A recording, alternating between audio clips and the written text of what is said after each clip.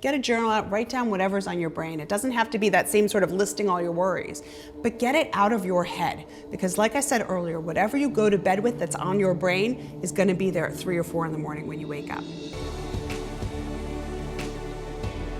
Welcome back. With me is Dr. Shelby Harris, our sleep ambassador. We spoke briefly about, the impact of stress on how you sleep. You have a sleep clinic, so you see a lot of people. How often is stress really the culprit of bad sleeping? I think it can be one of the things. There's many, many things that can impact sleep, and sometimes sleep just becomes a problem just because we don't really have a reason for it. But stress is one of the biggest things that can throw someone's sleep off, and it can impact your body, making you tense, but it also can really make your worries happen more and make it harder to unwind your mind to be able to go to sleep at night. It definitely leads to muscle tension for a lot of people. It can lead to higher rates of heart rate and breathing, and it just makes it harder for your body to unwind as well. So the brain really needs to unwind itself to be able to relax the body and the brain to be able to go to sleep. Shelby, I actually do have a lot of friends that, complain about waking up in the middle of the night, not being able to fall asleep again, and then lying awake for 2 hours. Is that also stress-induced? It can be. There's a lot of reasons why that can happen, but one of the first things we try to look at is to really look at how much stress they're having, how busy their brain is, to try and reduce that first before we start looking at other things that could be impacting it. Because that busy brain, that's what interferes with your sleeping. 100%. And what I always say to people, especially if you have trouble in the middle of the night, is whatever you go to bed with at the beginning of the night that's on your brain, even if you're sleepy enough and you can fall right asleep, it's going to be right there when you wake up in the middle of the night. I read something that you probably also do in your clinic with your patients, is setting a worry time. Can you explain a little bit more about that? Because I find it really fascinating. Yeah, so we talk about meditation. We were talking about that in earlier episodes. That meditation's wonderful to help kind of recognize when your brain's getting really busy and letting it go. But setting a worry moment is really helpful for some people as well. So what that is spending 20 minutes, no more than 20 minutes. So earlier in the evening, not right before bed. You don't want to prime your brain for it. But earlier in the evening, sitting down at a table with a piece of paper, setting a timer for 20 minutes, and writing down whatever worries or concerns you have that's in your brain. It's almost like you're just dumping out whatever's in your brain. And then after the 20 minutes are over, you're done. That's it. And you have to take the paper, put it to the side, and when you start worrying about that stuff again at bedtime, in the middle of the night, you say, nope, not now, during worry time.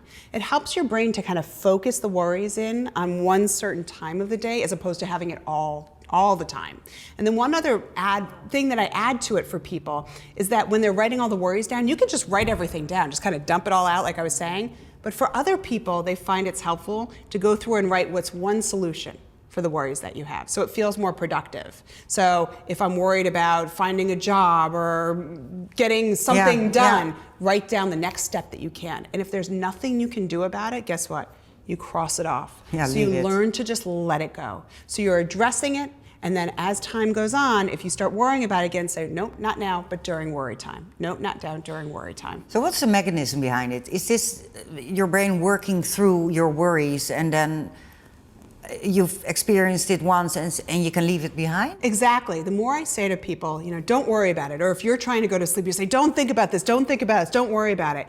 You never it's going to get bigger. It gets bigger and bigger. So instead, to set aside a time when you're actually allowed to think about it helps to soften it over time so you're not worrying nonstop. Yeah. Spend 20, 30 minutes, get a journal out, write down whatever's on your brain. It doesn't have to be that same sort of listing all your worries, but get it out of your head. Because like I said earlier, whatever you go to bed with that's on your brain is going to be there at 3 or 4 in the morning when you wake up. And is there maybe a breathing pattern that you can use? Let's say I wake up in the middle of the night and I'm really agitated because I can't fall asleep. Is there a breathing exercise I can do while still lying in bed that will help me calm down again? There's not really one particular breathing exercise or relaxation exercise, believe it or not, that works for everyone.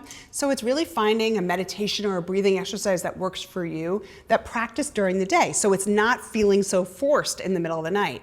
So for me, it's just taking deep breaths in and out and counting up to 10 and back down to 1. And if that doesn't work after about 5-10 minutes, that's when I notice I'm trying to force myself to get sleepy. So I go back out, I leave the bed, maybe do some relaxation or breathing, whatever I gravitate to. And then when I'm finally sleepy again, it might be 10 minutes later, it might be 2 hours later. That's when I get back in bed. And then when you enter bed and you still can't sleep, what do? You accept. That's the Yeah. hardest part for a lot of people. You accept that it's just not the time right now. The more you try to force it and you get angry about it, guess what? You're going to make it worse for yourself. So I have a mantra that I learned from a colleague of mine many years ago that's, if I don't sleep tonight, I'll sleep tomorrow, and if not tomorrow, definitely the third. As long as you keep some of that consistency with your bedtime, wake time, not sleeping in, not having lots of caffeine at night, all that sort of stuff, just know that the next night's a new night. Kind of look at it with a beginner's mind as opposed to just giving up on that night or trying to force it and getting more angry. Actually, that whole acceptance part is a great thing for everything you experience in life. Yeah. Right? Just accept what is. Yes. And tomorrow will be another day where you can have a new start and do things better, maybe. Exactly. The more you try to force it, the worse it is over time. And if you can just accept where it is that in that moment, it will make it easier for you to sleep in the long run. And if that's not working and you're going a week, 2 weeks without sleeping, that's when you talk to your doctor. But a night here and there, 1 or 2 nights every week or two is not outside of normal limits. I might experience a day of not sleeping. Can I actually make myself turn into an insomniac because I worry so much about it that it returns and returns and returns, and I create a new habit in my own mind? Yes. The more worried you get about it and the more you try to force it and get worried about forcing it, that's when it can become a chronic insomnia. So just try to be like aware of that you're doing it. And we have all this tech nowadays. So people have rings, they have watches, they have all this stuff, which are wonderful. But if you start now using that tech to judge how you're doing, you're going to become more hyper-focused on it, and it can actually worsen your sleep over time. So if we look back at this conversation, I think the biggest takeout is, for me at least, but hopefully also for the people who are watching, setting a worry moment is very important, right?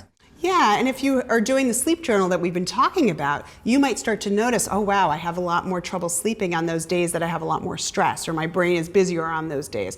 That's when you really want to try to make that worry moment or journaling or whatever it is to empty your brain out more of a priority in your nighttime routine. And I think everybody who's watching now actually has to wonder, you're the sleep expert. How do you get ready for bed? And I think you are going to tell us all about that tomorrow, right? Yep, exactly. Look forward. Same here.